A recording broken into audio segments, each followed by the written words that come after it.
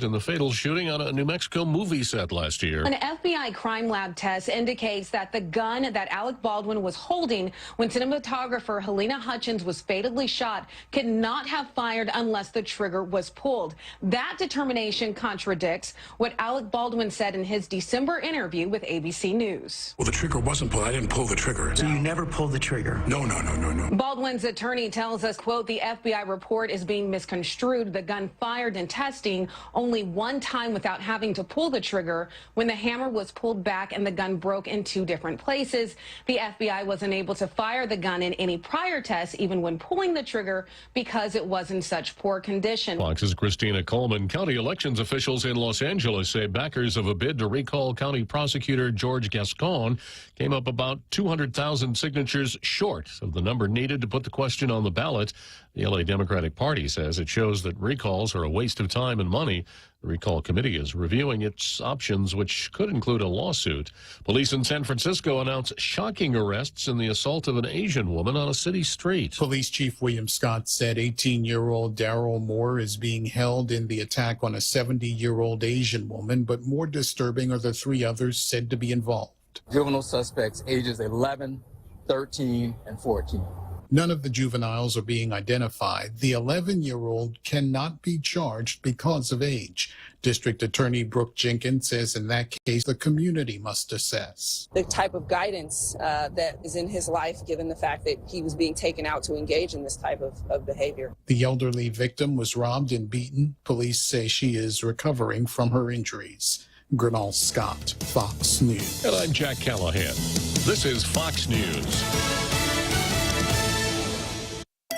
Everyone has a busy schedule these days, and sometimes we forget to schedule our routine dental checkup and cleaning. Don't neglect your dental health. Schedule one today with Dr. Robert Yang and his Smile team, conveniently located at the East West Business Center on Marine Drive, Upper Tumon. Call us today at 647-8702 or 3. Again, that's 647-8702 or 647-8703. We make smiles happen.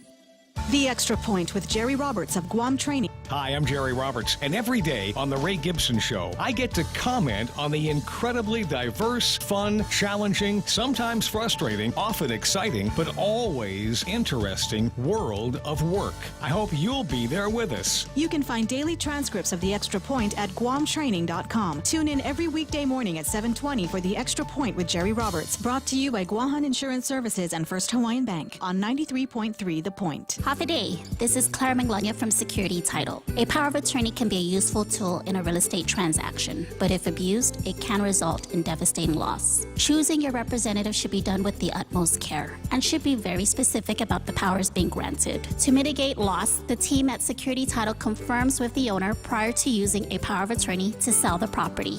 Each transaction is unique. Let the professionals at Security Title use our experience to facilitate a secure closing. We are here to help. Welcome to Tall Tales with Bob Klitzkie, the only show on talk radio where common sense is a lot more common. Phone lines are now open at 888-TALK. That's 888-8255. And now, The Point proudly brings you Tall Tales with Senator Bob Klitzkie. A well-regulated militia being necessary to the security of a free state, the right of the people to keep and bear arms shall not be infringed. Well, here we are, tailgaters. So I'm going to be really easy today if anybody wants to call in, because if I get into an argument with anyone, all that person has to do is say, Bob, you're all wet. And what? I will not have a comeback for that one because the person will be right. Okay, so let's start out with the hunt for the mystery man, and then we'll go to Demi Cudney.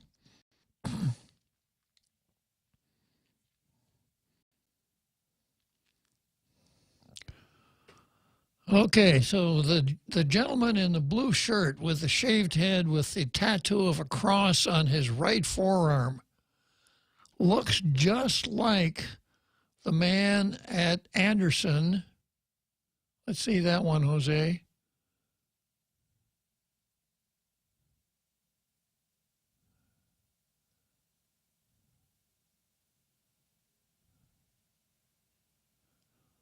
The man in between Josh and Nancy and behind with the shaved head looks just like the guy in the other picture. Now let's go back to the first picture, Jose. Yeah. So who is that guy and why is he at Anderson? You guys out there, you tailgaters, I thought you'd be able to solve this mystery as fast as Sherlock Holmes solved the mystery of the Silver Blaze when he determined upon finding out facts about the dog that it wasn't what the dog did. It's what the dog didn't do. So I hope you'll work on this for me, folks. And then a little later on, we'll show you that really neat picture of that good-looking guy with a beard. Another mystery man? Yeah, another. Who is the guy with the beard wearing that cool tailgater shirt? Okay, let's head for Jimmy Cotney. Yeah, boy, we got another dynamite editorial today, don't we? Our View. Grant funding instrumental for humanities-related nonprofit organizations. I could sit around and listen to stories like this all day long, Jose. One of the most integral components of a thriving community are the many nonprofit organizations that commit their time and energy to support the arts and humanities. Guam is fortunate to have many visionary leaders who believe deeply in the preservation and perpetuation of the historic, linguistic, architectural, culinary, and visual arts that represent the island's diverse cultural groups.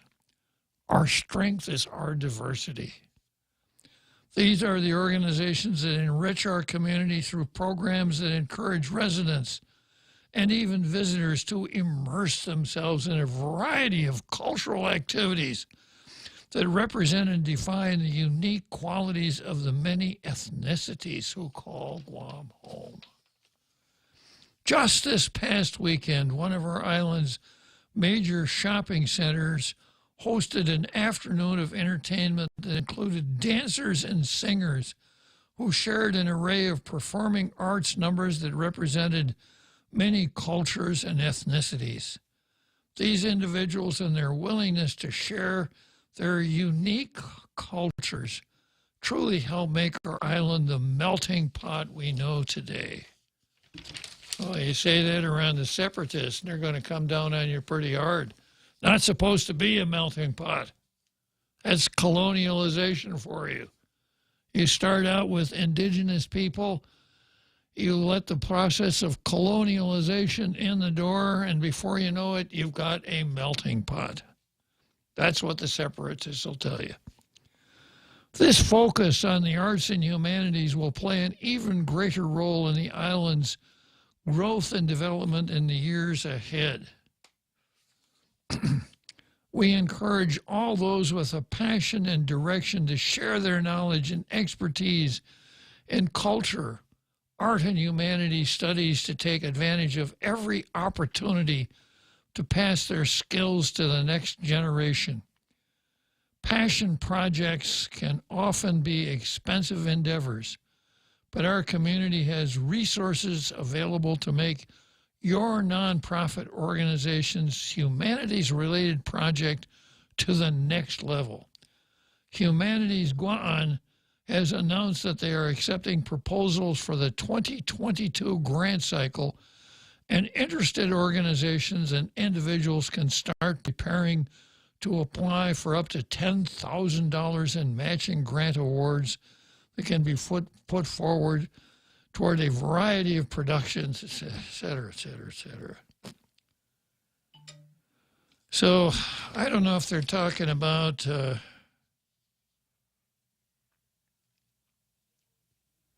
I think they're talking about the not Kaha, but the Humanities Council. That's the one that I think they moved, but they used to be at the Reflection Center. Still there. Still there, yeah. Still there, yeah. Well, if I could have, once again, your leave to brag a little bit, Jose. I was on the board of the Humanities Council once upon a time. Uh-huh. Yeah. And it was, I thought it was a pretty good organization. I was actually drafted because they wanted someone to come in and moderate a discussion about de Tocqueville's America. Tocqueville's America is cited more than any other book when you start talking about American culture. So we did that, and then we moved on from there to an ethics project. We developed an ethics, what do we call it, ethics workbook that used to be available from the public auditor, but it's not there anymore. And then we had several programs where we actually had some scenarios, and the idea was that we developed questions that would put the person to whom the questions were directed between what we called the rock and the hard place. And we had people come in, various community leaders come in and subject themselves to the cross-examination of the folks from the ethics, and it was pretty nice. It was pretty well done. I think about 3 years after that, they went to cooking. So I don't know what they're up to right now. Okay, but very nice editorial. Would have been a fine news story, but it's not an editorial. It's not even close to being an editorial. So maybe the Guam Humanities Council could run some workshops, get some grants and run some workshops about how to write an editorial. That would be a real service. Maybe they could get Troy to come in as a guest instructor. Okay, let's go from there to the card.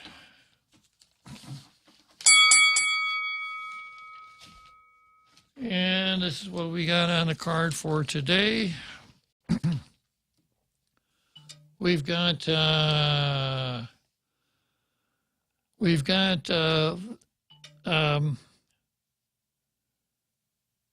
let's see, it's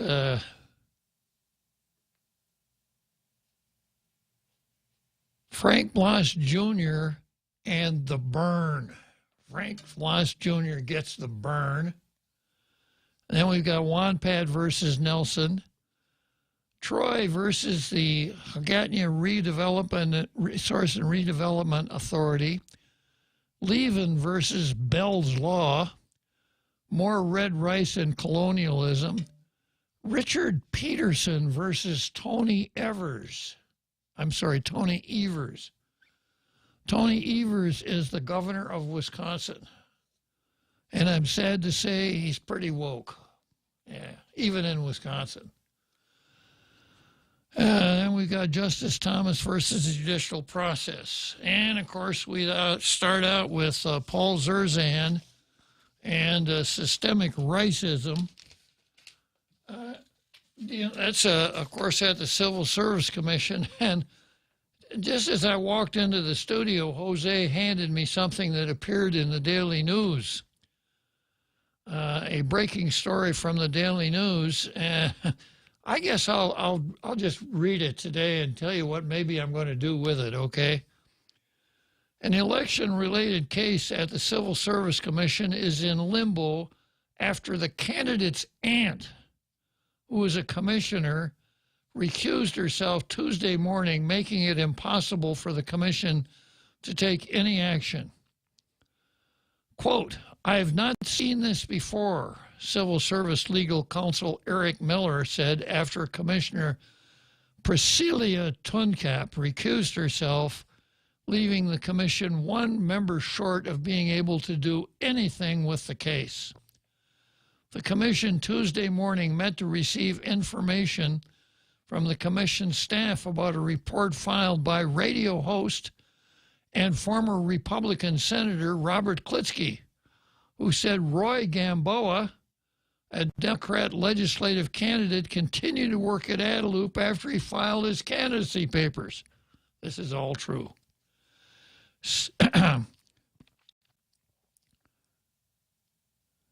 A Guam law known as the Mini-Hatch Act restricts political activity by government of Guam employees except employees of the legislature. That's not true. It's a little broader than that. Being a candidate is prohibited activity, the law states, and Klitzkie asked the commission to investigate. The Guam State Clearinghouse, which is run by the lieutenant governor, continued to employ Gamboa, a program coordinator, for weeks after he filed his paperwork to run for the legislature. Gamboa is a Democrat candidate for senator in the August 27 primary election. Although Gamboa submitted a letter of resignation June 28, when he filed his candidacy with the Guam Election Commission, the clearinghouse administrator asked him to continue to work, and Gamboa stayed on the job. The clearinghouse continued to employ Gamboa until July 16, several days after Klitzkie sent the governor's office an email asking for information about Gamboa's continued employment. That's not right. It was the day after they got my letter. He bagged it. The four commissioners present at the meeting were TUNCAP acting chairman Anthony Benavente, Robert Titano, and John Smith. It was the minimum attendance required for a quorum. Gamboa is my nephew, TUNCAP said, as she announced she would recuse herself from the case.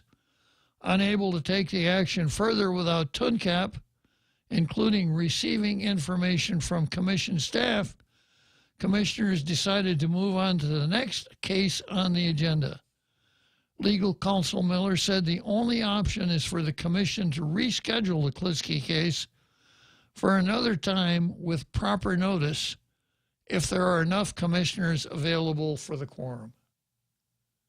Why will there not be enough commissioners? Because they're not they're not TUNCAP, as you were. They're not Gamboa's auntie or uncle, obviously. So I'm gonna be a little bit cynical here, you know.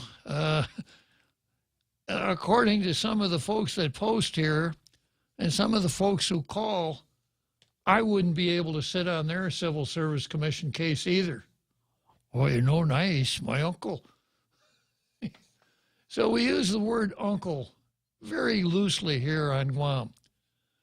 But the word uncle, according to the law, I'm again speaking from memory, of course I'll go back and check the law, would mean that that Gamboa's mother or father is the brother or sister of TUNCAP. Otherwise, it's not an uncle.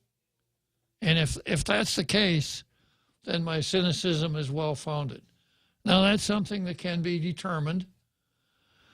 And I suppose for now, I'm going to have to wait until this is rescheduled. But if people can't show up for the Civil Service Commission, they shouldn't be on the Civil Service Commission. Exactly.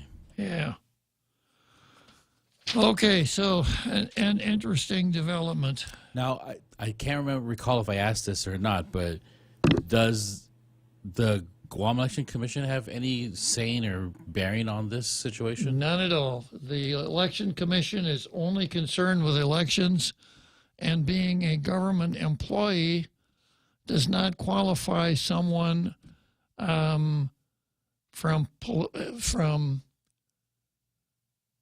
well, let's see. Let me start out again. The Election Commission determines eligibility of candidates. When it comes to what people want to do with respect to getting involved in the electoral process, unless they commit a crime like trying to persuade a candidate not to run, you shouldn't be, I know you want to run for election, but I know you filed your papers, but, you really ought to think about it. I need to hire somebody in my company for about 10 grand. But of course, I couldn't do that if you were busy being a candidate. Then the Election Commission would have some jurisdiction. But what Gamboa did here, working for the government at the same time he was a candidate, no, the Election Commission does not get involved with that. And apparently neither does the Civil Service Commission. So, you know, after the travesty of selling tickets at what I'm still going to continue to call mental health and substance abuse, when they decided, well, we're not going to do anything there because they didn't know what the law was. Are we down the road now for another travesty? So that, you know, we drag this out to the point that Gamboa gets elected, and after that the matter's moot. Because the only sanction the commission has, they can fire him or they can suspend him for up to 30 days. But if he wins the election, la-di-da. Okay, so next item on the agenda, of course, is my perusal of the notices on the various boards and commissions, starting out with the Hagatnia Restoration and Development Authority, also on the card. So, Lassia Casil, if you're going to be in charge down there, and we'll get into this a little bit more when we get to Troy versus Lassia, if you're going to be the director, you kind of got to do something. You cannot be Priscilla Tuncap. You cannot pull a Priscilla Tuncap at the HRRA.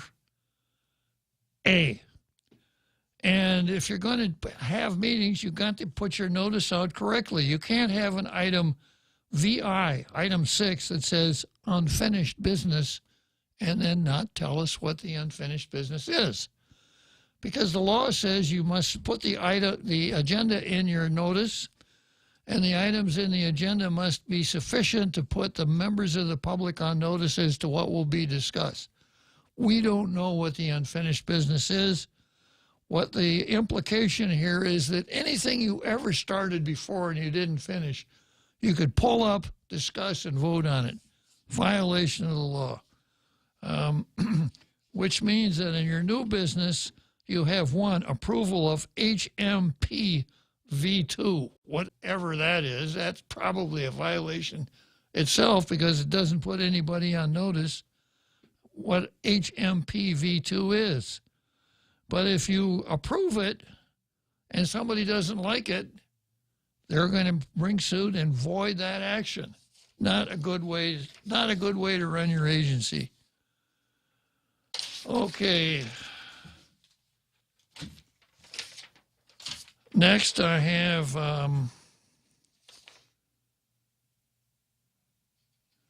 the Department of Education is going to meet on, in fact,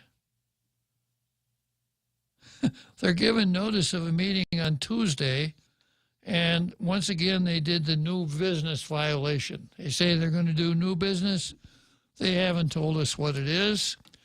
And then the one that I keep bringing back that looks so suspicious to me, Gura's Gita's board meeting on Thursday, item XB, ratification of Resolution 2219 relative to ratifying action taken at prior board meetings from July 22 relevant to waiver of notice and consent to take action by unanimous consent relative to approving the selection of the Bank of Guam as financier for our FP 22-01 and taking related action. It just doesn't sound right to me. And I got my fingers crossed that Troy is going to pick this up and give it the usual Troy workup. Because if as Troy said, if there's something fishy, Troy's got a pretty good sense of smell. Next on the agenda here is the Byrne and Frank Bloss. And this is one that ran in the Post. Lawmakers discuss teacher pay. The Guam legislature spent Monday afternoon discussing educator pay raises as it moved to complete discussions on Chapter 1 of the Fiscal 2023 Budget Act general provisions. Senator Frank Bloss peppered Department of Administration Director Edward Byrne with questions about the execution of the pay raises. Wow, he peppered him with questions. I don't know. I've been in positions where I've had to ask people a lot of questions. And if I'm going to eat potato salad or hard-boiled eggs, for darn sure I'm going to have a pepper shaker there because I really like my black pepper. I heard it was a coarse grounding. It is indeed. Coarse ground black pepper. There's nothing better than that. Yeah. Well, on a personal note, I've had this mustache here for a long, long time. And I can remember one time somebody said to my wife, do you like kissing Bob with that mustache? And Lou said, well, do you like hard-boiled eggs? And lady said, yeah. Lou said, do you like hard-boiled eggs with pepper on them? She rested her case. Anyhow, Frank Blas Jr. peppered Department of Administration Director Edward Byrne with questions about the execution of the pay raises. Byrne said the educator pay plan was established under Guam Competitive Wage Act of 2014, but Blas pointed to Section 18 of the Miscellaneous Appropriations chapter in the fiscal 2022 budget law, which allocated $100,000 to fund a pay study. A final implementable plan was to be submitted by the governor to the speaker no later than September 30, with the implementation of salary increases to be effective on June 30, 2023, unless disapproved or amended. You can't do that, guys. You can disapprove, but you can't amend. That didn't happen, however. Instead, the governor approved DOA salary adjustment recommendations after the completion of the teacher pay study, which became effective May 23. Now, poor writing here. I don't think that the teacher pay study became effective May 23. I think it was the salary increases. You got to be careful how you put your sentences together over there at the Post. It's funny with that brand new executive editor that something like this would get by. Quote, you do know, right, that Public Law 36-54, the fiscal 2022 Budget Act, had amended the Competitive Wage Act of 2014. Blas asked Byrne, who disagreed with that interpretation. The administration went ahead and did the pay raises despite what the law says, Blas said. Senator Tony Atta had also inquired about pay raises in session, and by Monday afternoon, Adelup had responded to their comments. In legislative session today, Senators Tony Atta and Frank Blas, Tony Atta, who knows a lot about pay increases, by the way, being a member of the Juan Pat 10 back in the day. Let's see, it says,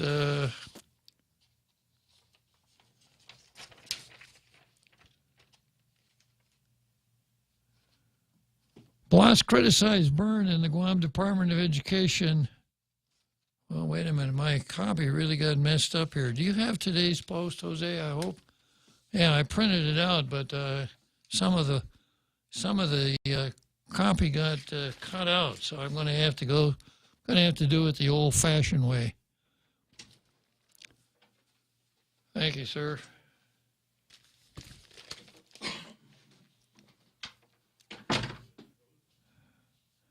In legislative session today, Senator Tony Blas and Frank Blas criticized Byrne and the Department of Education and the authority of Governor Leon Guerrero for implementing a pay raise for teachers over 1 year earlier than the legislature believed was possible. The governor's office stated, for decades, DOA has been authorized under Guam law to administratively assess and update government pay schedules without further review or approval by the legislature. Prior to this administration, the last pay plans implemented were similarly administratively ordered by Republican Governor Eddie Calvo in 2014, also without legislative approval. Senator Tony Atta and Frank Blas want to revert to the 2014 pay plan and delay this timely, critical leisure measure instead of paying our teachers the wages they deserve today. Do I see, a trap being laid here for the minority in the legislature? Am I seeing something, or is it something that I'm just imagining?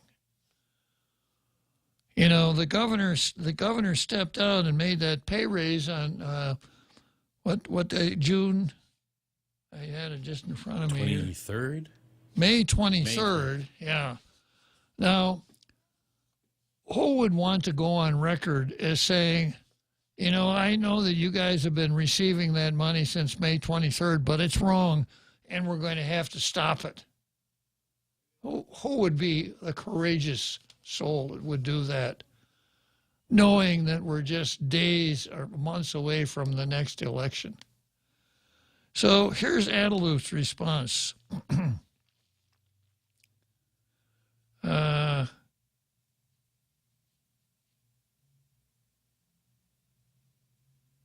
Senators Tony Atta and Frank Blas want to revert to the 2014 pay plan and delay this timely, critical, and legal measure instead of paying our teachers the wages they deserve today. Yeah. Adaloop added that it was unbelievable for any sitting senator to threaten to defund overdue updates to the educator pay plan. So is this about teachers and the pay plan, or is this about the November election? And of course, I don't know that Lou is a political strategist that would come up with something like this, but I suspect somewhere in that lash-up over there is. Blas said in session that Monday's discussion would not have happened if the law was followed. No, don't say I'm not going to give the teachers. If the law was followed the way it was supposed to have been followed, this conversation would not be happening. Blas said when Byrne asked if he would not grant teachers pay raises. While DOA made recommendations for pay adjustments, DOA does not pay teachers. They are paid by the Department of Ed, according to Byrne.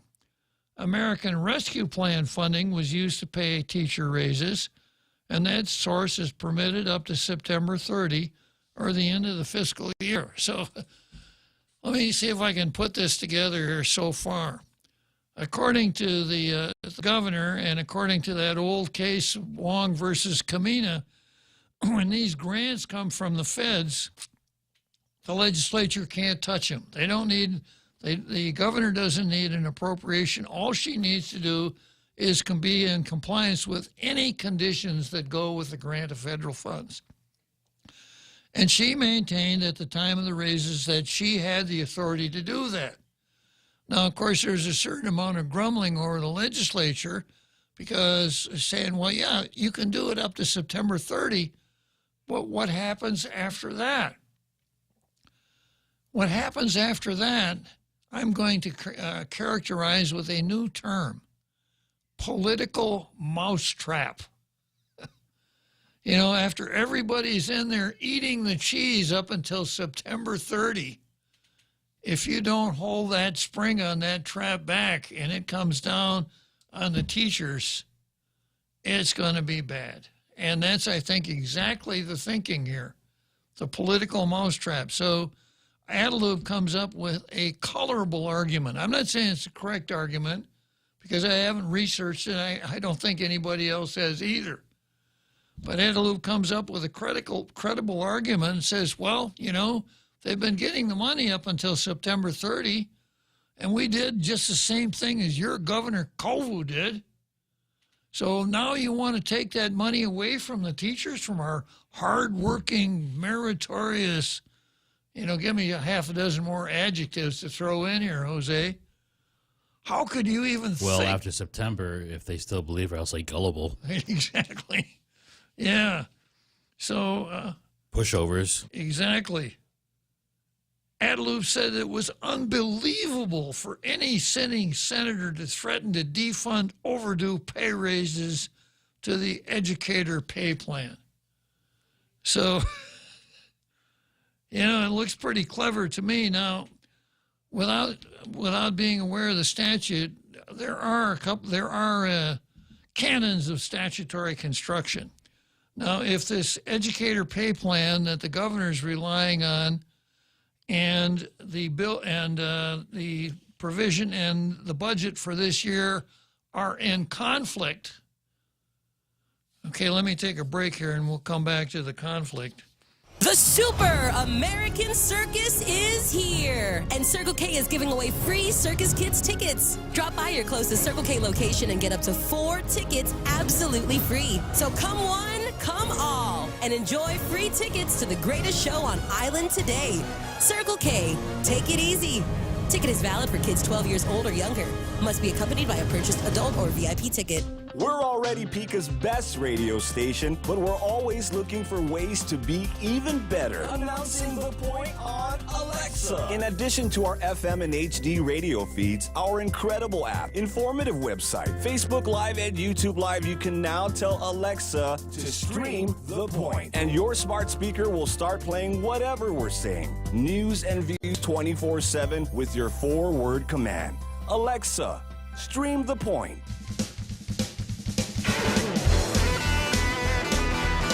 And now, back to Tall Tales with Bob Klitzkie, the one radio show politicians don't want you to listen to.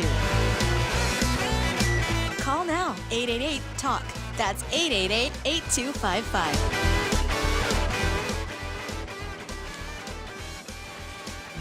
So we're back to the political mousetrap, and I was explaining one of the canons of statutory construction.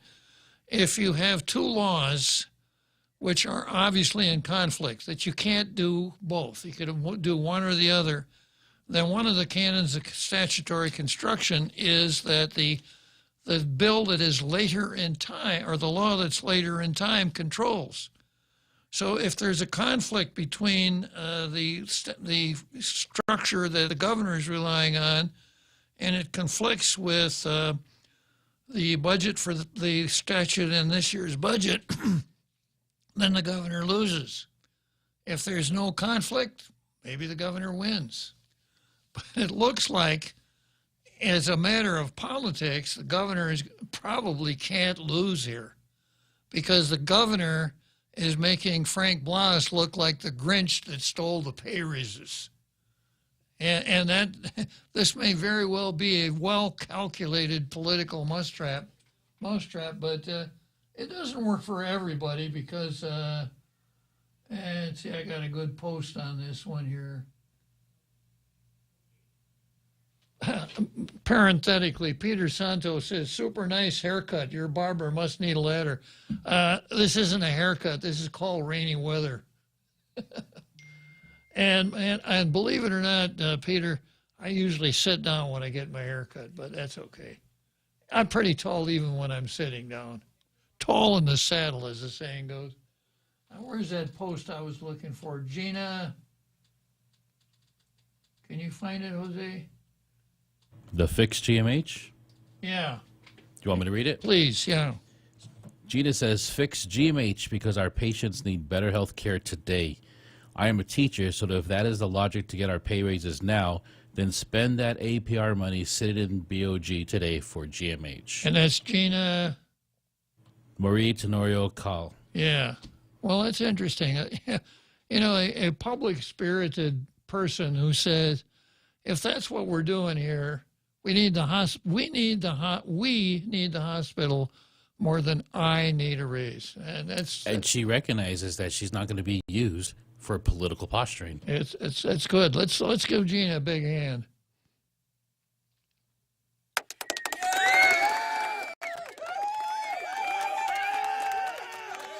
Way to go, Gina. So The article winds up by saying pay raises for teachers in fiscal 2023 are estimated to cost about $26 million and are folded into GDOE's proposed appropriation based on the existing budget bill. Lawmakers are expected to return tomorrow for amendments on Chapter 1. Education agencies, including DOE, are in Chapter 2 of the budget bill. Well, and here's something else that I got to do. I got to be critical of the Republican minority. You know who minority counsel is, Jose? Nobody. Yeah. So there's a legislative council, but I suspect for practical purposes, legislative council is majority council. So, you know, they're going into war in the classic case of they're going into a gunfight and all they got is a knife. And it's not even a very big knife and it's not a very sharp knife. So when you get into stuff like this, you really need counsel. And here they are, you know, almost at the end of their term. They're still stumbling along without a lawyer. At the factory where you make laws, if you want to have any effect on the machine, you must have the right kind of mechanic, and that's a lawyer. All right, going on to Troy versus the HRRA.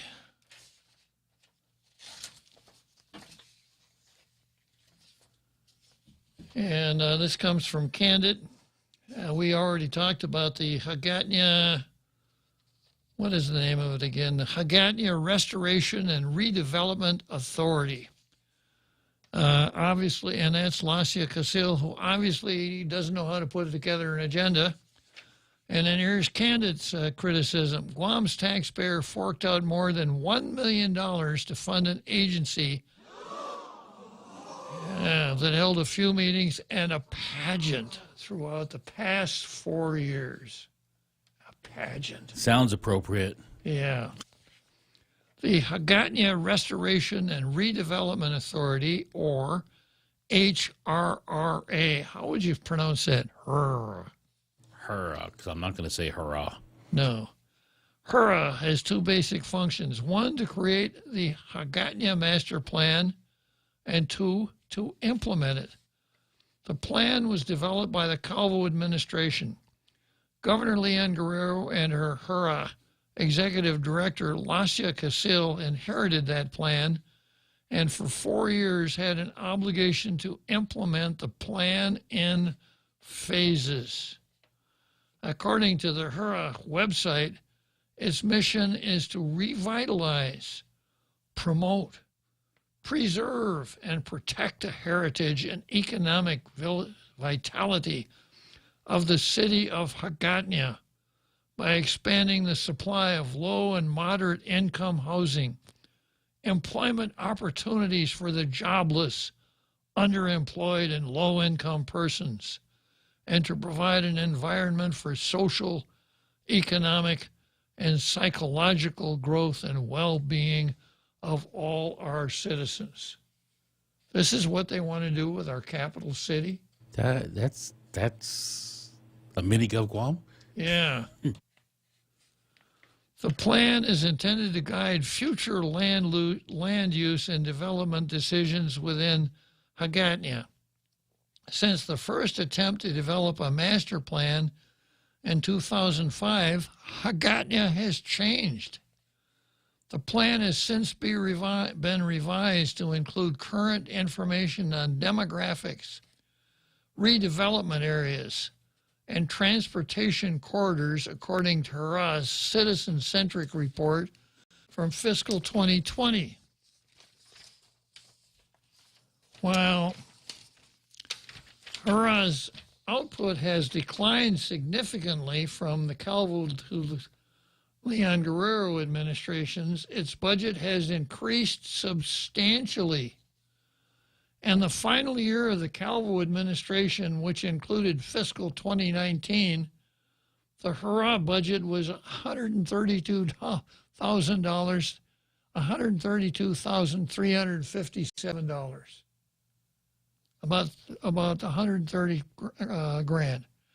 The following year, fiscal 2020, the budget shot up to $340,704. For the following fiscal year and the current one, HURRA received a total of $564,954. That's almost 3 times as much.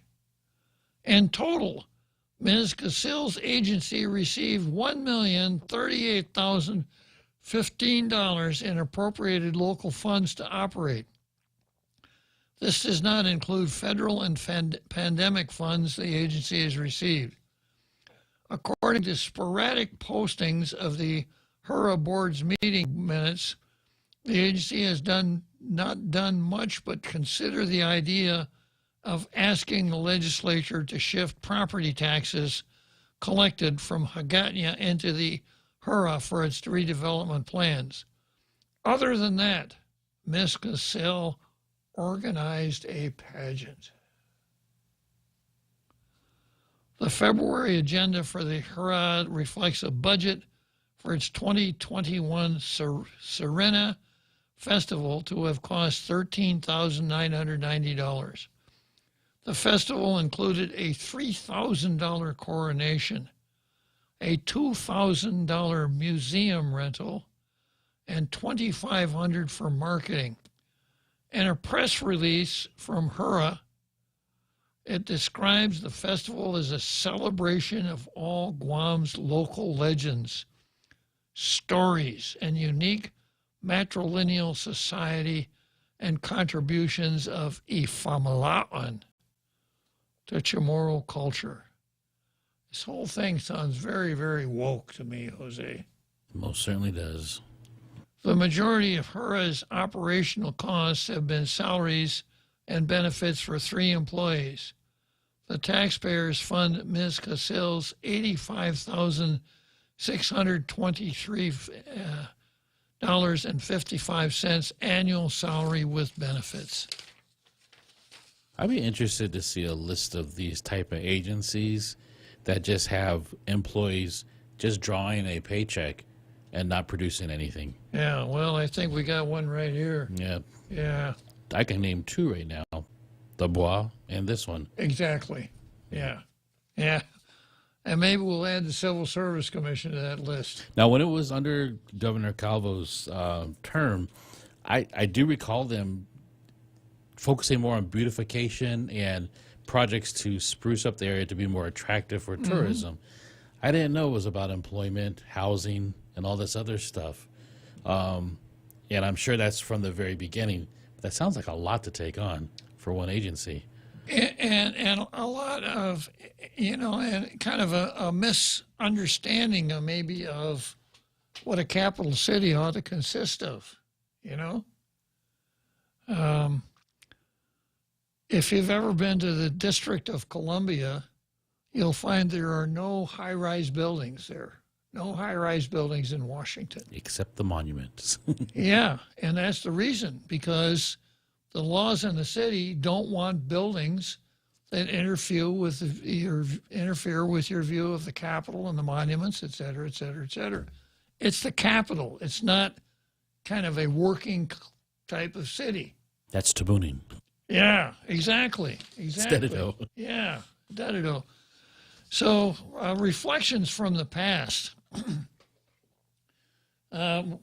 Almost 60 years ago when I got here, Hagåtña was a location of a lot of empty fields because so much of the rubble from Typhoon Karen had been cleared and there was just nothing there. Just large grassy fields all over the place and a few buildings here and there.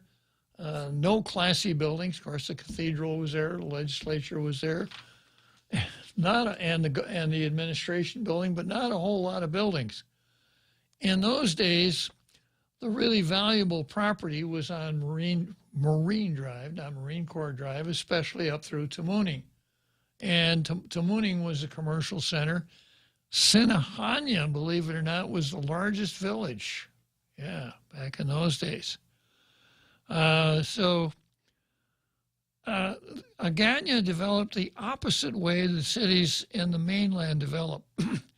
If you go to an awful lot of cities in the mainland, the downtowns are dead. They have arts and craft shops and silly things like that. But all the businesses are out on the strip, out on the freeway exits, out in that part of it, including my own little town, right? You can't even buy a newspaper downtown. You got to go out by the freeway exit to find any commercial activity. On Guam, it went the other way around. The businesses moved into downtown from various other places, and we actually have a downtown that kind of looks like the downtown of a city.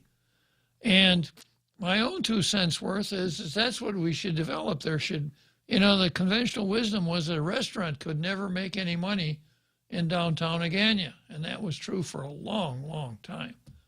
So I'd like to see restaurants and bars and movie theaters and things like that you'd expect to find in a downtown.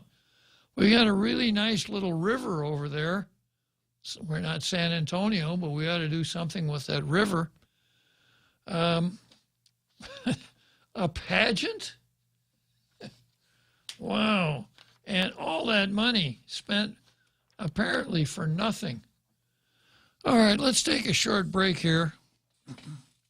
We're already Pika's best radio station, but we're always looking for ways to be even better. Announcing the point on Alexa. In addition to our FM and HD radio feeds, our incredible app, informative website, Facebook Live, and YouTube Live, you can now tell Alexa to stream The Point. And your smart speaker will start playing whatever we're saying. News and views 24/7 with your 4-word command. Alexa, stream The Point. Get ready to save up and chow down with Pacific Points. Now you can redeem Pacific Points for Uno Go wallet credits and enjoy huge savings on food delivery. Order from over 80 restaurants and have it delivered straight to your door. Continue earning points when you fuel up at Shell, shop at Foodies, purchase ITNE prepaid load, and pay your monthly ITNE bill. Then get ready to claim your rewards. Learn more at PacificPoints.com. Pacific Points. Do more, get more.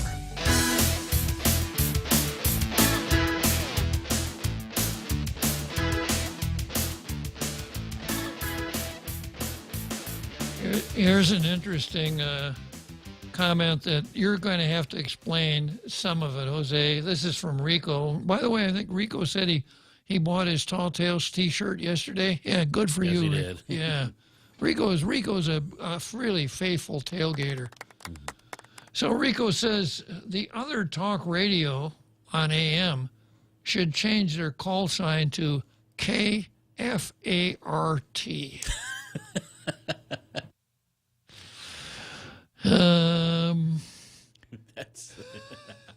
Now, I think when it comes to FART, you are the originator of that acronym, aren't you, Jose? I discovered it because it was wafting through Facebook. Uh-huh. That is known as the Governor Leon Guerrero's Facebook Administrative Response Team. Facebook Administrative Response And that's Team. a real thing. They formed themselves, I think, in earlier this year. Yeah. In order to counter any disparaging or untruths or criticisms about governor's hair. So that people like what she's wearing that day. Yeah. Okay. So apparently Rico thinks that the other station is a little bit biased in favor of the governor. That's why they should change their call sign to KFART. I don't know. Yeah, I guess if they're streaming on Facebook also. Yeah. I kind of wonder how that would... Well, I guess I know how it would sound. It'd start off with a low rumble. Yeah. All right. Okay, next item on the card here is Wampat versus Nelson. Excuse me, Wampat 10 versus Nelson.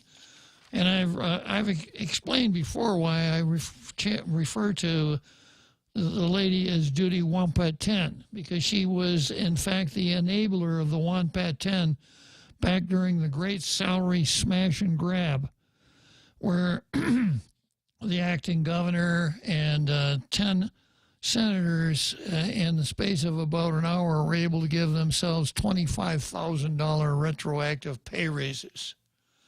And it cost Judy Wonpat her seat. It cost her the speakership. And, of course, conventional wisdom back in those days was, when senators do things like that, give themselves pay raises, etc., there's outrage. And it lasts for 2 or 3 weeks, and then people calm down. And, of course, they want to be friendly to the senators, and they don't want to seem to be, not nice, etc. And they forget, and next election it doesn't make any difference at all because no one remembered. People remembered. And I still remember the Wonpat 10. And for me, that's enough. Something that egregious is a one strike and you're out type deal. Then we have Talina Nelson, who made her bones here on Tall Tales with the infamous Bill 82 gambit to get some earned media. I think I have seen Bill 82. On a carton of milk. Have you seen this bill? Have you seen this bill? Yeah. But I got to give Nelson this. She's anti-abortion.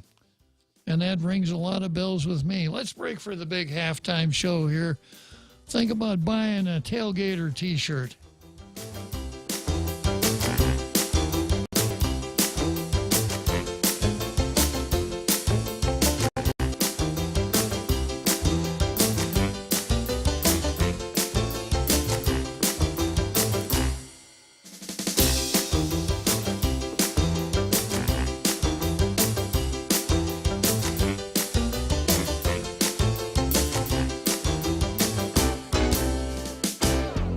The Point is KUSG, Hagåtña, Guam, 93.3 FM and 104.3 HD3. Justice Department moves to block the release of the Trump affidavits. I'm Jack Callahan, Fox News, filing a motion with the federal court in Miami, saying making public the affidavit would damage an ongoing criminal investigation. That sworn affidavit was filed by FBI agents to get the warrant to search Mar-a-Lago. Former President Trump tells Fox News Digital the entire affidavit should be made public without redactions in the interest of transparency. Mr. Trump's attorney, Lindsay Halligan, says agents took things that were not listed on the warrant. We know they seized his passports, 2 of which were expired, and they gave them to his attorneys today, so he'll have them soon. But we have real concerns in terms of whether they were right to take certain things. The Department of Justice is not communicating with us as to what the evidence is and what their intentions are. The FBI agents refused to allow Mr. Trump's attorneys to observe the search, and they asked Mar-a-Lago staff to turn off the security cameras. Former Trump attorney Rudy Giuliani has been told he's now the target of an investigation for his activities in Georgia following the 2020 presidential election. Fulton County, Georgia's district attorney opened an investigation last year, and a grand jury was seated about attempts to overturn or interfere with the election results. President Biden narrowly won Georgia. A federal judge has also ruled South Carolina Republican Senator Lindsey Graham must testify before an Atlanta grand jury investigating potential 2020 election interference. Fox's Jared Halpern. President Biden returns to the White House from his South Carolina vacation today for a signing ceremony for the spending bill just passed last week. A police chase led to a shootout in Miami last night. A Miami-Dade police officer, member of the robbery intervention detail, was critically shot by an armed subject while protecting his community. Miami-Dade Police Director Alfredo Ramirez. America is listening to Fox News. Gas is expensive, so let the bank come to you. Through our remote deposit capture, you can deposit your checks into your account from your phone. And with our Dynamite Bank Pacific Visa debit card, you can use your money anytime, anywhere. It's the perfect combo. Now we're banking on the future. Services to choose. Bank Pacific, where others put branches, we place roots. Equal housing lender. Member FDIC. Crank it up. We're already Pica's best radio station, but we're always looking for ways to be even better. Announcing the point on Alexa. In addition to our FM and HD radio feeds, our incredible app, informative website, Facebook Live, and YouTube Live, you can now tell Alexa To stream The Point. And your smart speaker will start playing whatever we're saying. News and views 24/7 with your 4-word command. Alexa, stream The Point.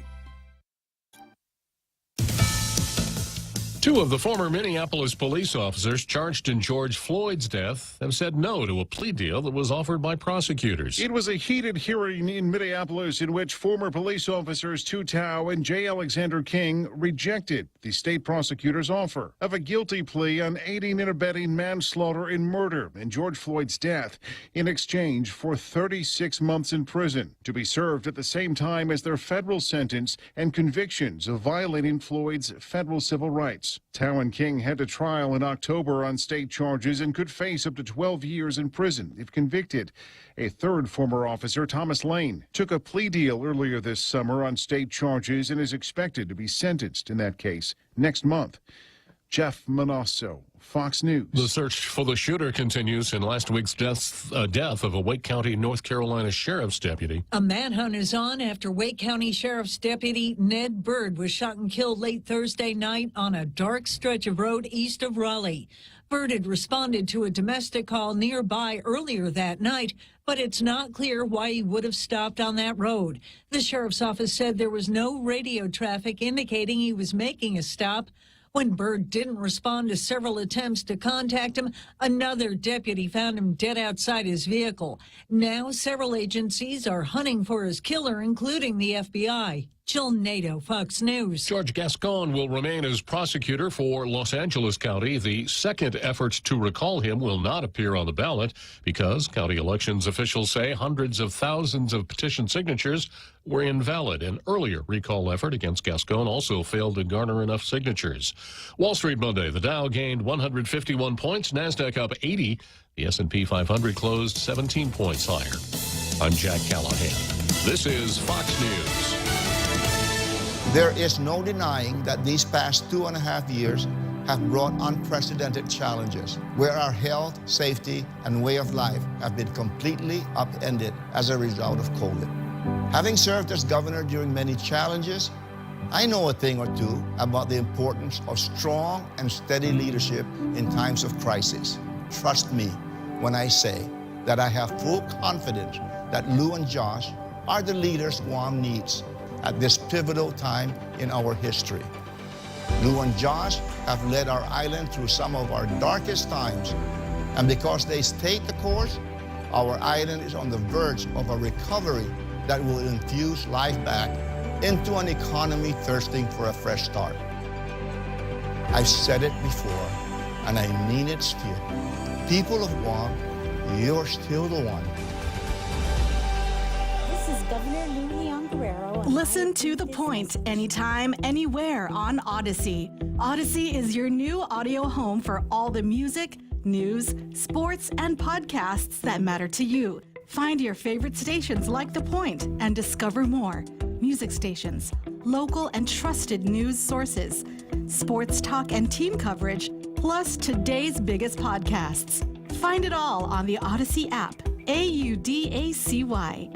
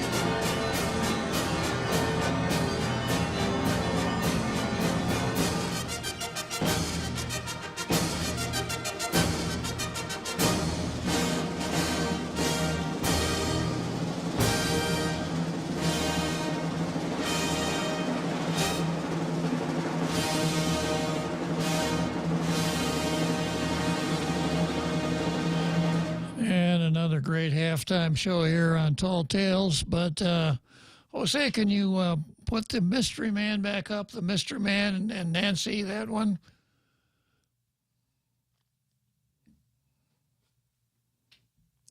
Yeah, there we go. Now, you see the Mystery Man, you see Josh with his shaved head, and then there's a shaved head right behind it. The shaved head between Nancy and Josh is the Mystery Man. And I've been trying to find out who it was. Lysalis thought maybe it was an FBI agent because one of those people might be a flight risk.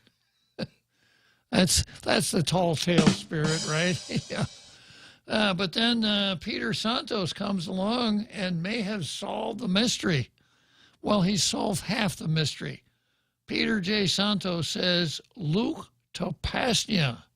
He was my CCD student. So apparently the mystery man is Luke Topasnia. Let's see the other picture.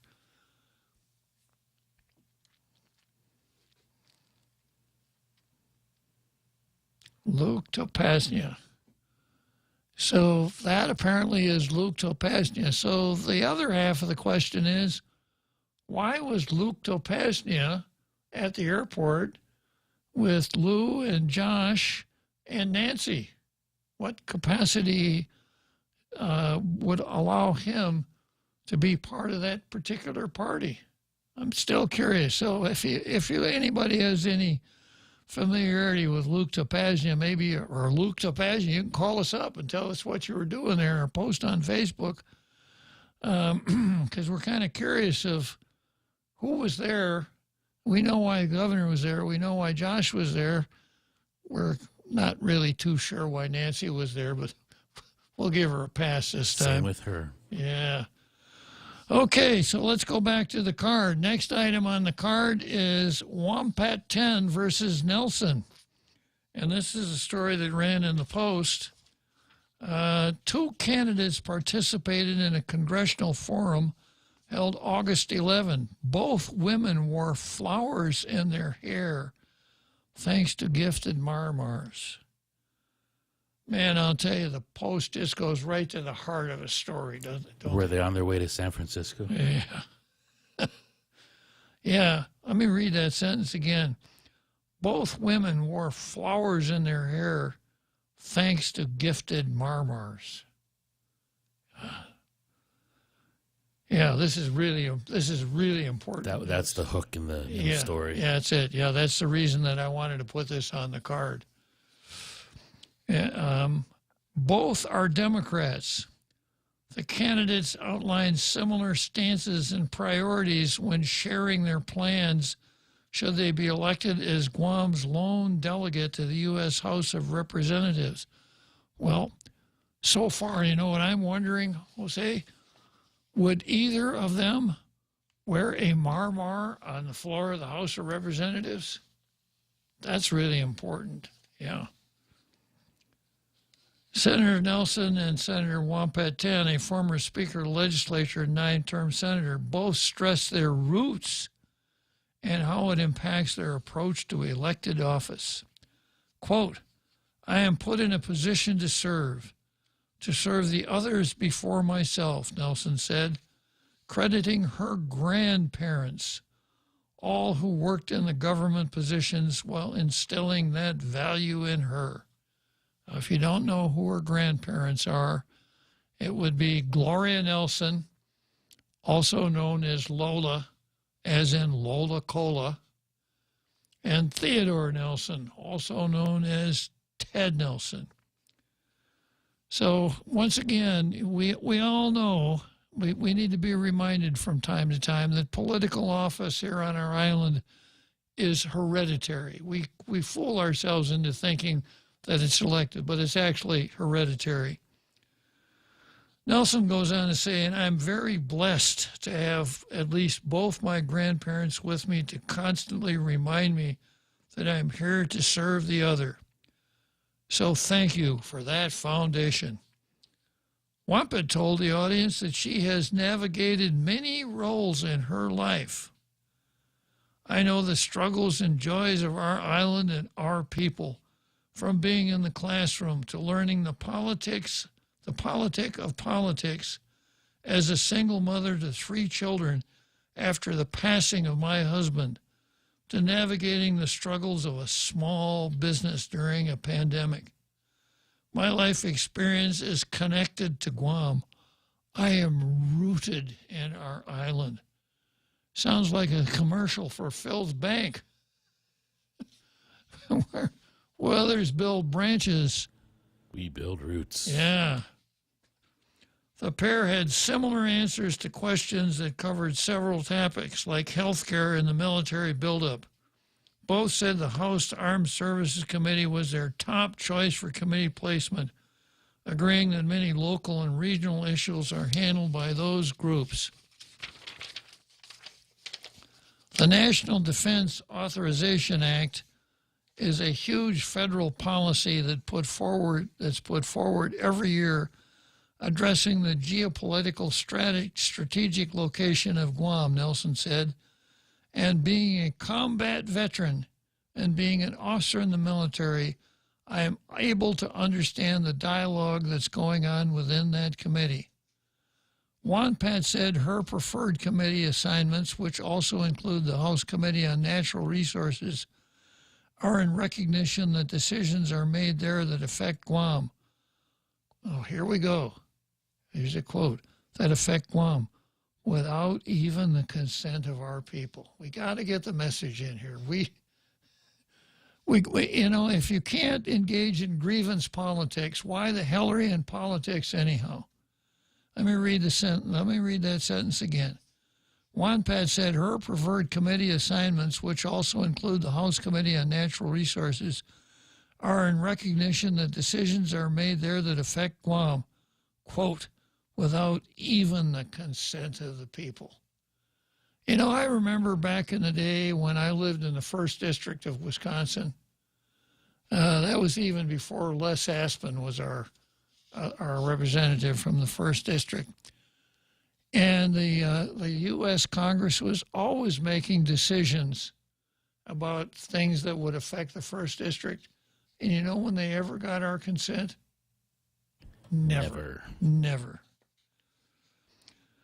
Wonpat goes on to say, I will use every opportunity to make the committee members understand that Guam is more than just a place for military bases, because we are bigger than our small size. Well, I like the sound of that. We need resources to ensure the economic benefits are tangible and sustainable, that military buildup impacts are balanced with our needs. I don't like the sound of that. We don't have much of a bargaining position.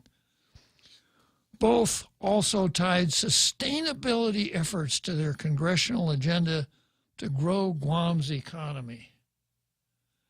Wonpat's push for more environmentally minded investments was in addition to commitments to favoring local workers and ensuring military contractors pay taxes into Guam's treasury. Quote, I will push for food security exemption for Guam under the Jones Act to lower the cost of food and household items, and I will work with the Department of Commerce and Department of Agriculture to fund sustainable measures for agriculture and aquaculture for long-term food security, the former speaker said. That sounds pretty good. Yeah. Let's get out from under the Jones Act. Nelson said she would leverage the years-long effort to transfer thousands of Marines from Okinawa to Guam to bring economic benefits, here we go again, outside the fence. Quote, we're focusing on agriculture, aquaculture. It's a huge revenue business, the combat medic and current major in the Guam Army National Guard said. It offers our marine biologists opportunities to not have to leave Guam to seek a career. Now, how many marine biologists do you think we can employ on this island? Without the last name Shelton? Yeah. And I suppose you could always put a few of them down at the Hagania redevelopment and whatever, the her authority, right? And I'm At sure least Miss Congeniality. Yeah. The pageant first. And I'm sure the Bureau of Women's Affairs could use a few marine biologists. And if they'd come to the meetings, even the Civil Service Commission. The pair paid comparable attention to the island's ongoing quest for self-determination, committing to support local efforts for education and to hold a vote on a desired political status for Guam. I just shudder when I hear this word education, because I know exactly what it's going to be. It's going to be indoctrination. It's not going to be education. I know that no one will ask me, even for the time of day, as to what ought to go into the education program. Okay, now here's Wampat 10. Let me be clear. Guam is a colony. The right to decolonize belongs to the decolonized, the Chamorro people. Yeah, let's get in the grievance politics here. And that's why she wants to go to Washington. The fact that we remain a colony after all this time is inconsistent with the American ideals of freedom and respect for sovereignty. Now, how does that fit in there? Respect for sovereignty. Then we would become a country? Yeah. After committing to introducing federal legislation recognizing Chamorro right to self-determination, Wampat mentioned her 100-year-old aunt,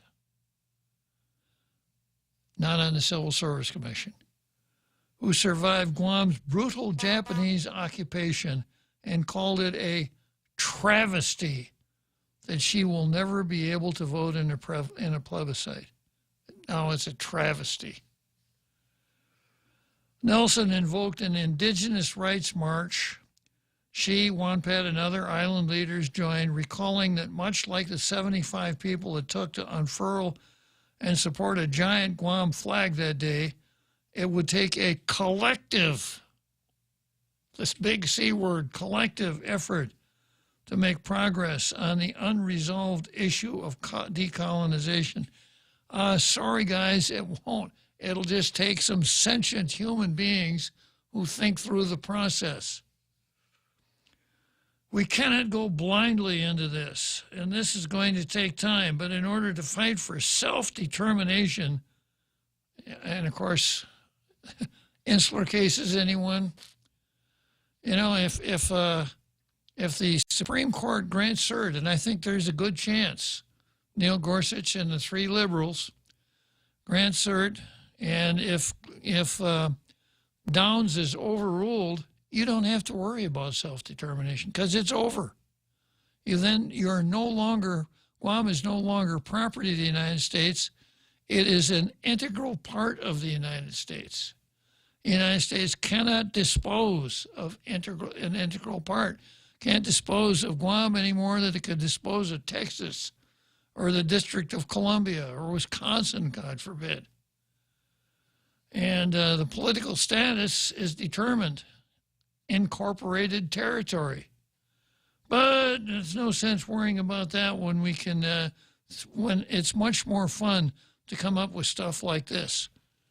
Let me be clear. Guam is a colony. The right to decolonize belongs to the colonized, the Chamorro people, Wampat said. In order to fight for self-determination, we need to make every generation, our future generation, aware of who they are as a people. It sounds like... Which people? Yeah, it sounds like Lulian Guerrero running for governor, doesn't it? Yep. I was born here, Ray. This is my island. This is my island. As Guam's lone federally elected leader, the island's delegate can directly influence the scope, speed, and funding for the ongoing Marine Corps alignment. If that's Juan Pat 10, that's a frightening thought. Both women have consistently shared concerns with how the buildup has progressed, specifically as it impacts the environment, ancestral remains, and other culturally significant sites and resources. It's looking better for Jim Moylan all along, all the time. Quote, I coordinated the legislature's efforts to raise awareness and community concerns about the buildup. I put all the departments and agencies so that they'll be able to voice what, who, where, why, and how their agencies are going to be impacted. By working together, we got us a One Guam, Green Guam initiative. While it's far from perfect, it's more than what the Department of Defense had planned, Juan Pat said. I guess everybody's forgotten about the day that they had a couple senators in there and read them the Riot Act. Remember that? Guess who was there? Speaker Juan Pat. Yeah. Nelson said, we need to ensure that the military-related alignment is done responsibly. We need to ensure that the people's interests are protected. We need to ensure that the people's rights are protected, especially with the growing tensions of China, seeing them move throughout the Pacific, pushing their borders. We need to make sure that the Chinese are in favor of Chamorro self-determination. Did I say that? Snuck out. Yeah. We need to ensure that there is a strategic defense and offense in place to protect our people, but it must be responsible, and we must be accounted for. In her closing remarks, Nelson underlined the need for the right leader to representing Guam in Congress. The bottom line up front is this one is at a pivotal moment in time. We're recovering from the Wuhan virus epidemic. Time and space is non-existent due to technology. Global tensions are rising. Our island needs a leader that understands our strategic location, that our strategic location can bring. Our island needs a leader that understands the political status and how to leverage that in D.C. so that we can ensure that our people have the rights they deserve, have the support they deserve, and the funding they deserve. Juan Pat said she would fight in Congress to secure our families, strengthen our economy, and protect our environment. It will take good old-fashioned work to get results. This is what I do best. I won't quit until the job is done. I have a record of building strong relationships, listening to stakeholders, following through, and conducting a smash and grab on the Treasury of Guam. That's why I'm known as Judy Juan Pat 10. You know, after reading this, you know, I tended to tilt towards Nelson because she's anti-abortion, but, you know, after reading this, I think we'd be better off if we didn't have anybody back there. If all they're going to do is take their grievance politics back there, give me more, give me more. Now, I had this other article, Juan Pat versus the majority, that I didn't get to before, but I'm going to pick up on this one. I think I'll go to Wrigley Field first, and then I'll come back to this one.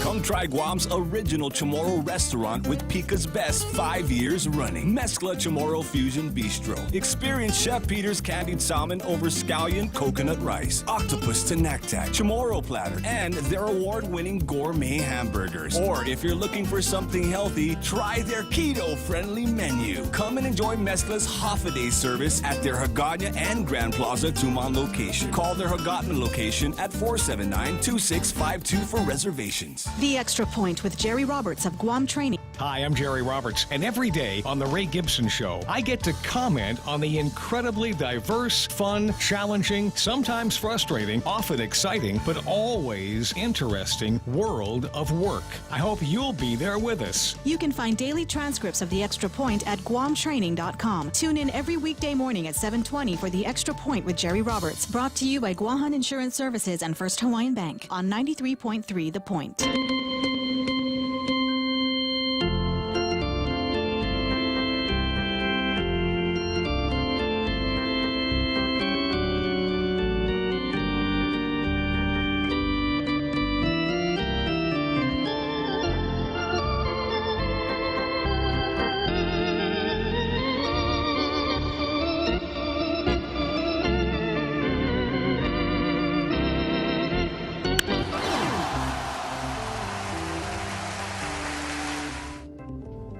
All right, another day here at Wrigley Field in Chicago, another seventh inning stretch. It means I got just 2 innings to go to finish up today's episode of Tall Tales. And next I'm going to go to what I had labeled Wampat versus the Majority.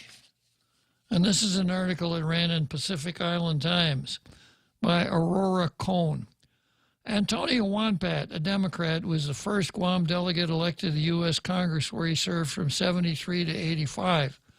He was succeeded by Ben Blas, the only Republican to hold a non-voting seat, who served from 85 to 93.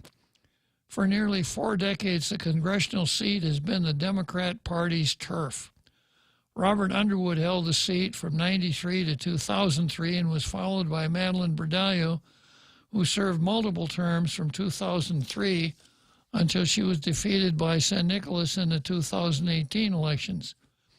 San Nicolas, who is serving his second term in Congress, is not seeking re-election. He joined the gubernatorial race.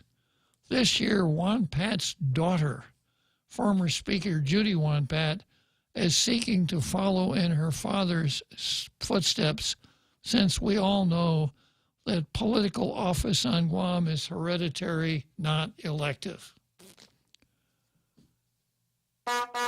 The Democrat Party, slated for August 27, will pit Wampat against Senator Talina Cruz Nelson. Senator James Moylan is the Republican Party's official candidate for the congressional seat. Even a cursory perusal of former Speaker's curriculum vitae leaves no doubt that she spent most of her life in public service. I gotta climb on my soapbox again here. Actually, a perusal of Speaker Wampat 10's curriculum does not indicate she spent most of her life in public service. If you get paid for it, it ain't public service. If you serve on like the Humanities Council, the Chamber of Commerce, so many of the nonprofits here on the island, that's public service. But being Speaker of the Legislature and drawing a check every 2 weeks, that is not public service. Wampat was a teacher? Yeah, that's public service. He was a principal, that's public service. But running for office, being a politician, no. But she is not done. She's running to represent Guam in the U.S. Congress. Judy Wampat 10 is a lifelong educator. Her career began in the middle school classroom, which led to her becoming a school principal, leaving the school system to advocate for substantive change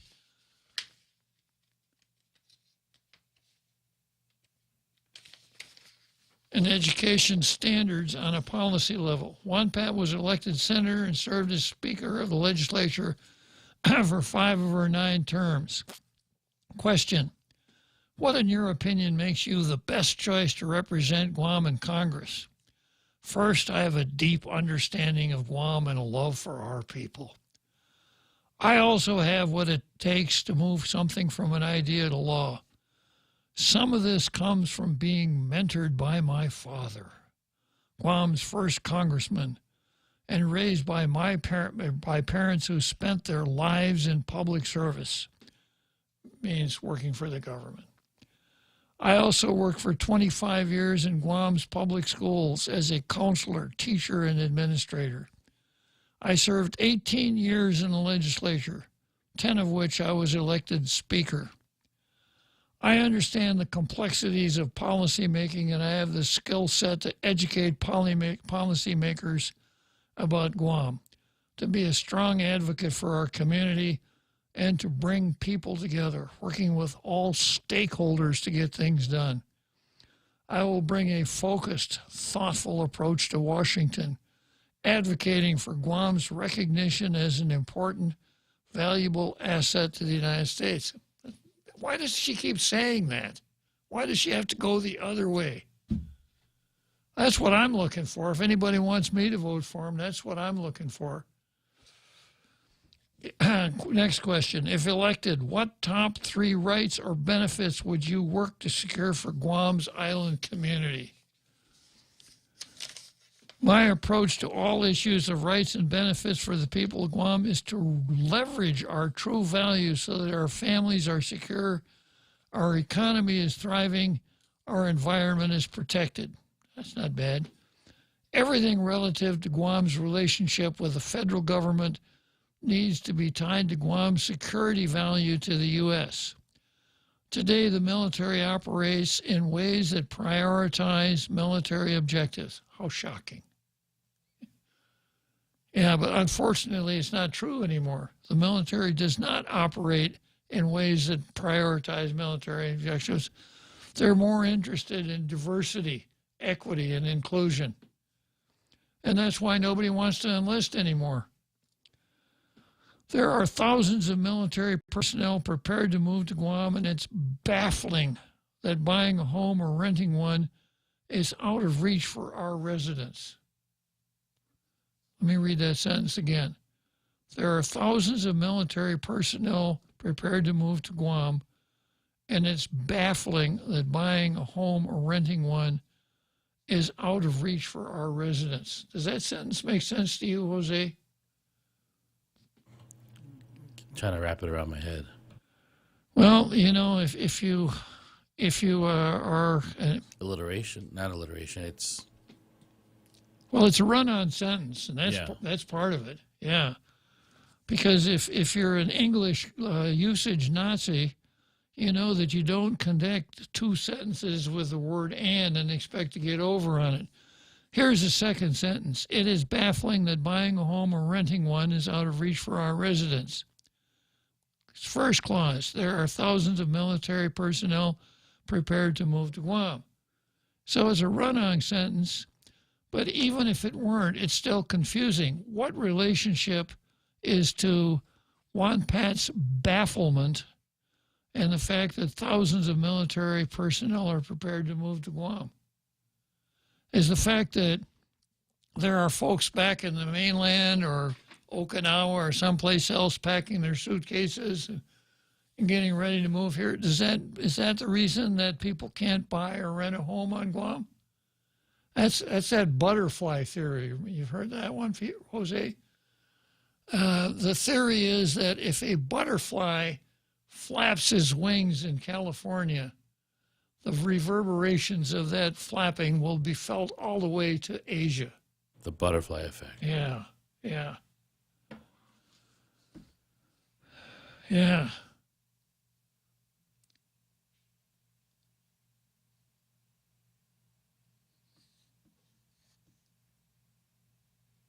So if buying the ability to buy or rent a house here, the resident's inability to buy or rent a house here is what you're concerned about, wouldn't you be happier in the local government? I read the Constitution. I don't see anything in Article 1, Section 8 that talks about, you know where I'm going with this. It just doesn't seem to be the kind of thinking that I'm looking for someone who wants to represent me in Congress. I'll read the sentence one more time. There are thousands of military personnel prepared to move to Guam, and it's baffling that buying a home or renting one is out of reach for our residents. I think maybe Senator Juan Paten is, or Speaker Juan Pat-10 is a little too baffleable, if there is such a word. If there isn't, there should be. She goes on to say, training ranges and on-base development are rapidly moving forward, and we are ill-equipped to protect our endangered species in the integrity of our sole source aquifer. You got to get the grievance politics in there. Leveraging Guam's value is critical to delivering direct change that improves the lives of our people. Now, the way she strings these sentences together, it sounds a little bit kind of extortionate, doesn't it? If you don't take care of these environmental wacko issues, I'm going to throw a monkey wrench in your relocation of the people of the military to Guam. And of course, I've always sensed this anti-military attitude in everything that she does. Next, she goes on to say, do you think that Guam should limit the political status plebiscite to native inhabitants? What would be your plan of action for Guam to have the opportunity to decide its political status and enact or adopt its own constitution? Here we go. It's a sad historical fact that Guam has been subjected to the longest uninterrupted colonial history on Earth. I don't think that's true.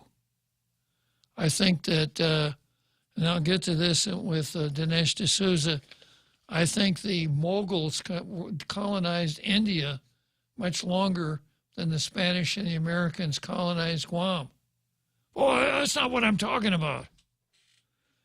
The question of Guam's political status then was a decision that belonged to those who have been colonized on Guam.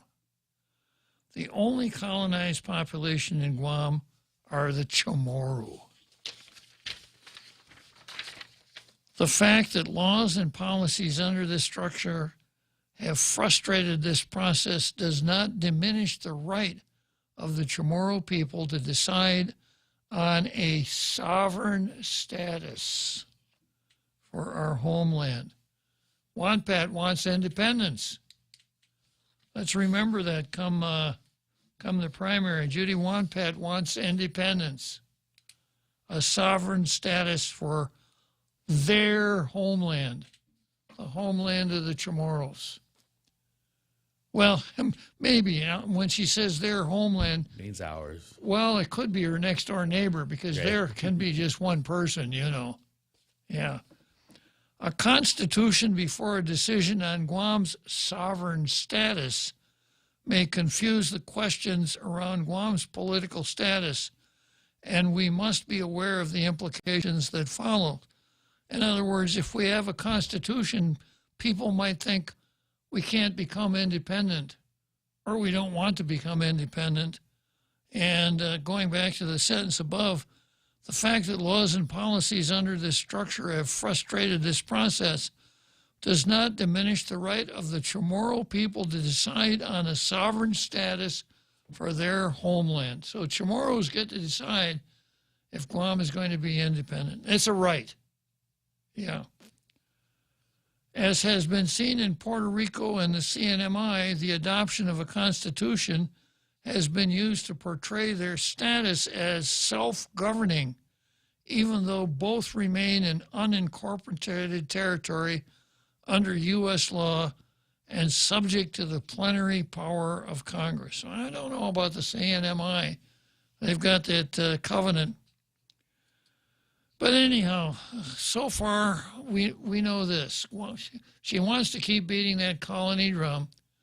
Only the Chamorros have the right to determine the destiny of this island, and obviously all of the people that live on the island, the majority of whom are not Chamorro, and that she wants the Chamorro people to decide a sovereign status, which can only mean independence. Okay, next question. China of late has been aggressively pursuing diplomatic and economic relations with island nations in Micronesia. In your view, what is the potential impact of these developments on Guam? As Guam's delegate, how would you protect Guam's interests? It's clear that China is attempting to develop relations in areas where U.S. policies have resulted in underdeveloped relationships. In the case of Micronesia, we see the result of underdevelopment in relationships with the U.S. and the high rate of people from those countries who are moving to Guam. I think we need to be acutely aware of the security risk to Guam should the competition between the U.S. and China turn to conflict. She's got a mind like a steel trap, doesn't she? It's unacceptable that U.S. policies in relation to China, and let's say the Taiwan issue in particular, would put Guam in more danger than other places in the United States. So what we should do, we should just flange it up. Prime Minister Xi, Taiwan, if you want to, go ahead, because we don't want to put the people of Guam in more danger. And Kim Jong-un, that demarcation, the demilitarized zone, pay no attention to that. Do what you want in the Korean Peninsula. We won't lift a finger because we don't want to put Guam in more danger than other places in the United States. I'm pretty sure this is not who I want representing me in D.C. I will make it my job in Washington to make the point that U.S. policies toward China should treat Guam as though it were Los Angeles or San Francisco. Whoa. What a comparison. I don't want Guam to be, under any circumstance, China or no China, I don't want Guam to be like Los Angeles and San Francisco. Defund the police. Pay no attention to those homeless people sleeping all over the place. What do you think of the U.S. Supreme Court's decision in U.S. versus Vallejo Madero? Do you think there's an avenue left for Guam to secure supplemental SSI benefits for its qualified residents? If so, what actions would you take to secure SSI for Guam residents? If the disabled and elderly can be discriminated against, no one's rights are safe. Wow. The Madero decision is a reminder that if you live in a colony, you are subject to the plenary power of Congress. The baseline question is, should permanently or totally disabled and aged Americans, no matter where they live, receive SSI, even if they live in North Korea, even if they live in Kazakhstan, they should receive SSI? The only fair answer is yes. Since Congress created this unequal treatment, only Congress can reverse the discrimination. I will make equal treatment a cornerstone of my service in D.C. Good luck. All right, let's head for Churchill Downs, and I'll come back and probably finish this up on the way to the home stretch.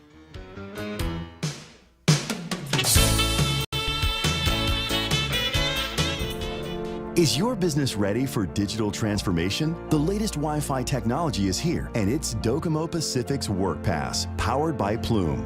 WorkPass unlocks connectivity, productivity, and security tools all in the palm of your hand.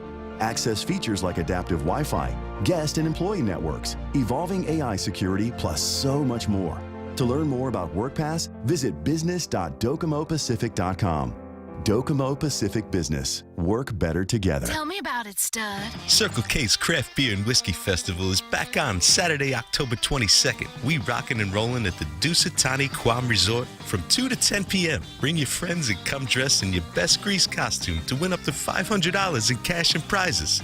So bust out those leather jackets and 50-style outfits as we party the night away at Circle K's Craft Beer and Whiskey Fest. Don't be a square. Get your tickets now at craftbeerfestguam.com or cruise on by any 76 Circle K location. Now that's cool, baby.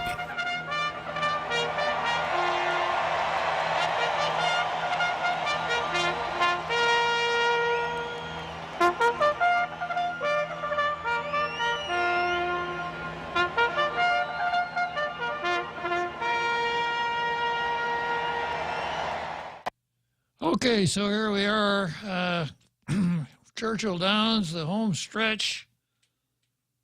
I'm disconnected from my Stack VIP.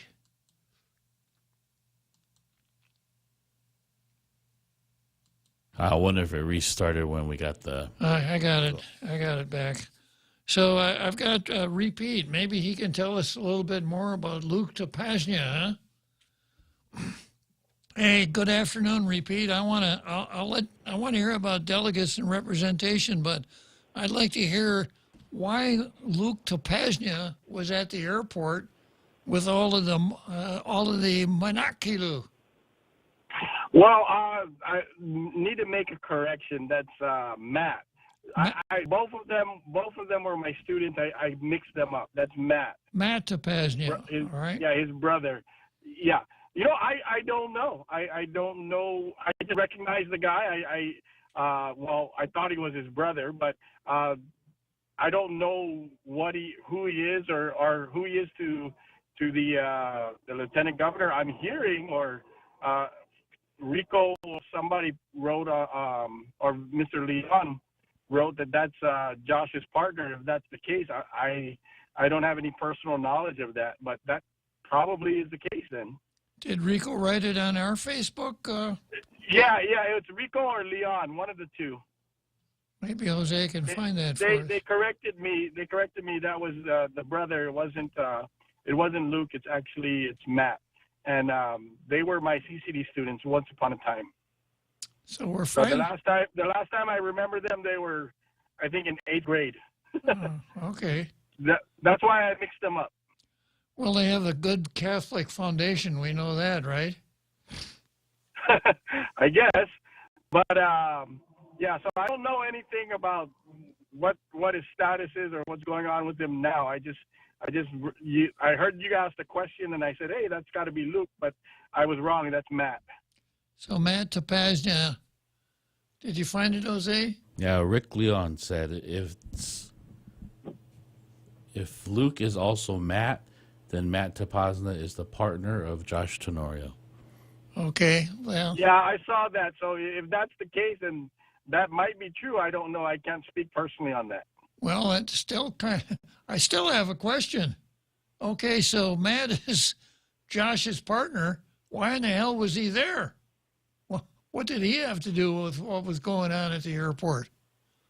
Not sure. I mean, I guess if that's your partner, you go to official functions, maybe. I don't know. I don't know the protocol on that. Well, maybe somebody can help us out.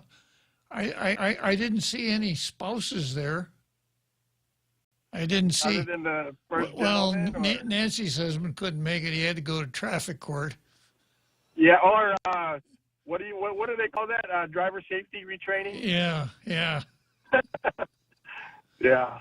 Well, tell us about representation in Washington, Pete. Well, I'm not a general, at least not yet, but I want to make a general comment. It just strikes me, Uncle Bob, at how misinformed candidates are, but even how more misinformed the public is sometimes, and I guess the candidates probably are not as misinformed as they lead themselves on to be, but they play on the misinformedness of the public. But yeah, I mean, just a lot of the points and a lot of the talking points that candidates make, it's like they never really bothered to do research. They just parrot other talking points that they hear in the news. I agree. I don't see any original thought there. Or no firm grasp of the issues. Exactly, yeah. Yeah, and that's speaking, towards all candidates, but especially Jim. Yeah, you put I have a special place in my heart for Jim. you put a little routine on on Facebook about a month ago that I still remember. Let me see if I can still remember how it goes. I'm going to have to use an ethnic slur to make it come out right, but it's okay because my last name ends in ski. So you said something like, calling sometimes when people are seen as not that sharp, you use particular terms for them, Maduro or Pollock or Jim Moylan. Yeah. So hey, hey, you over there, you don't know how to do that? What are you, Jim Moylan? Well, that's what happened with Brody, right? Chief Brody. I do. I remember that very well. He became what is it called? A portmanteau, right? That's what it's called. A portmanteau is when you combine two words together. Oh, or is it it's something where where someone gains infamy and then they use their name like Santorum, right? Yeah. Topping. The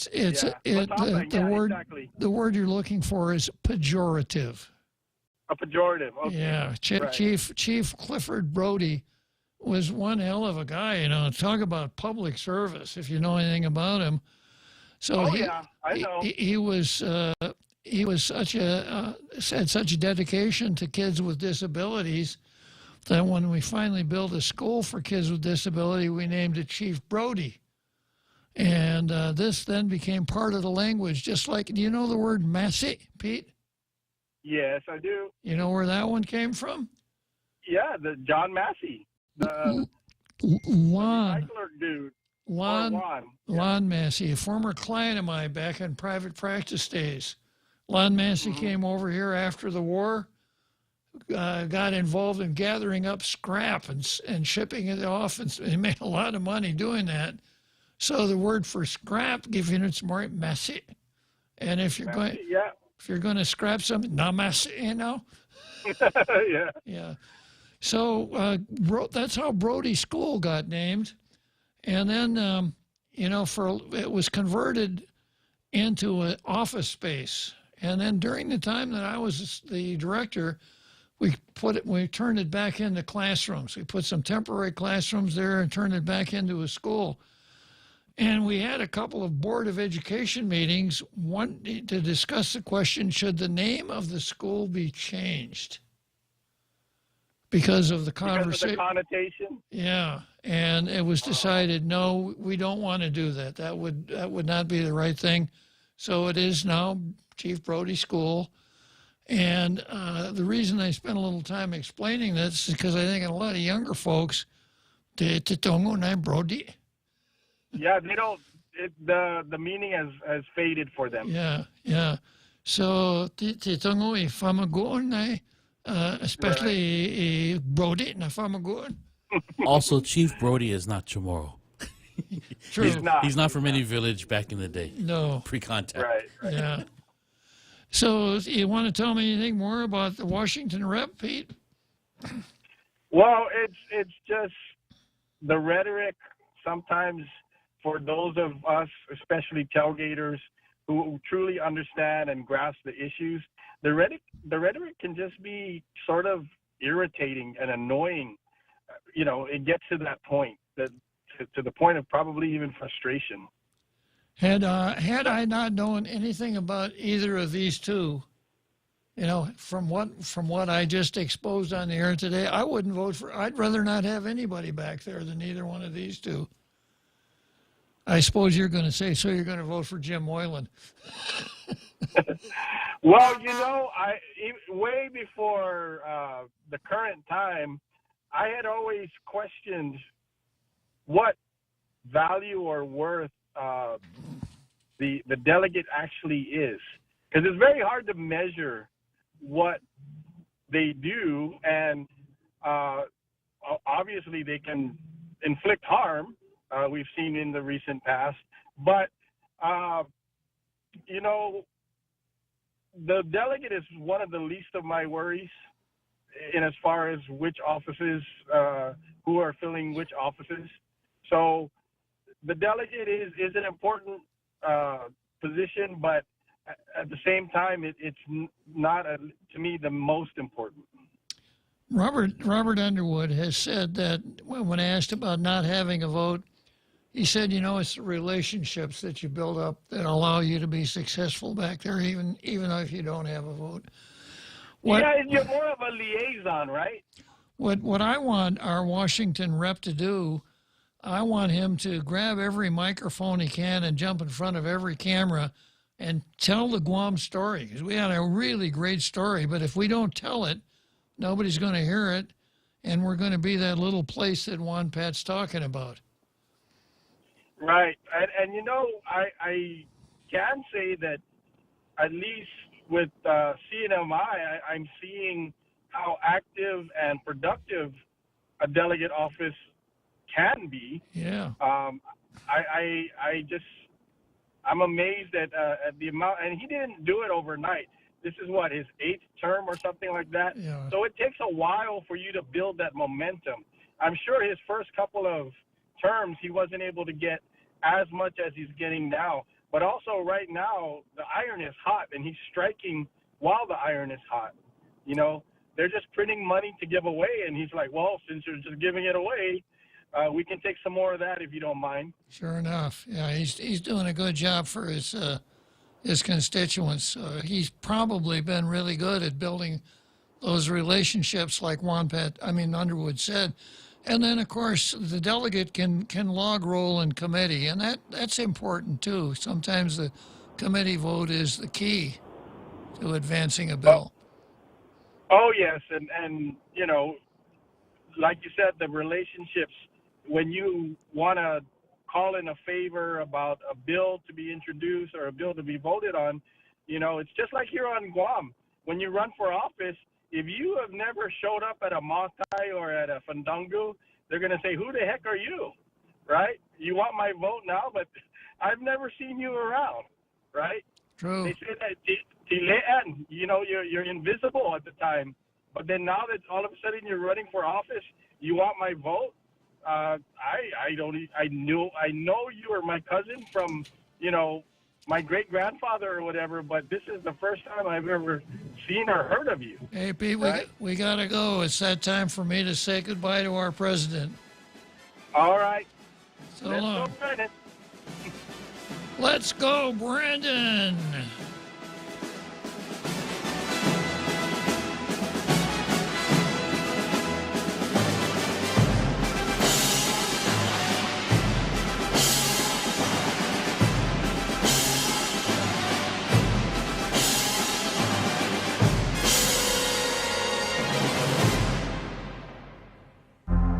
The Point is KUSG, Hagåtña, Guam, 93.3 FM and 104.3 HD3. The feds asked the Trump affidavit be kept under seal. I'm Jack Callahan, Fox News. The Justice Department filing a motion with the federal court opposing release of the affidavit, which the FBI used to get a warrant to search Mar-a-Lago, arguing making that affidavit public would cause significant damage and irreparable harm to an ongoing criminal investigation. The former president speaking out about the raid and the documents taken. Donald Trump spoke with Fox News Digital. He said that he agreed, quote, that the temperature has to be brought down in this country. He also said he's already told his representatives to reach out to the Justice Department to offer help. So far, the DOJ has not even commented on that offer or whether it has been received. But the former president did go on to say, quote, the country is in a very dangerous position. There is tremendous anger like I've never seen before over all of the scams in this new one. Years of scams and witch hunts, and now this. That's Ashley Webster of the Fox Business Network. The Justice Department has returned to Mr. Trump's attorneys his passports that were evidently seized in the raid, even though they were not listed on the warrant. The Pittsburgh man has made his initial appearance in federal court Monday on charges of threatening FBI employees. The Justice Department said the man posted on social media, if you work for the FBI, you deserve to die. He could face 10 years in prison if he's convicted. A police officer in Miami-Dade, Florida, reported to be in grave condition after a car chase and a shootout that left a suspect dead. They're continuing to work this scene. It involves a head-on collision. It involves shots fired. It involves a suspect who has been shot and killed. And it involves, sadly, an officer who was shot tonight and who is, we're told by Miami-Dade police, in grave condition and in the hospital. That's Sheldon Fox of Fox affiliate WSVN in Miami. The Miami Herald reports the officer was shot in the head. America is listening to Fox News.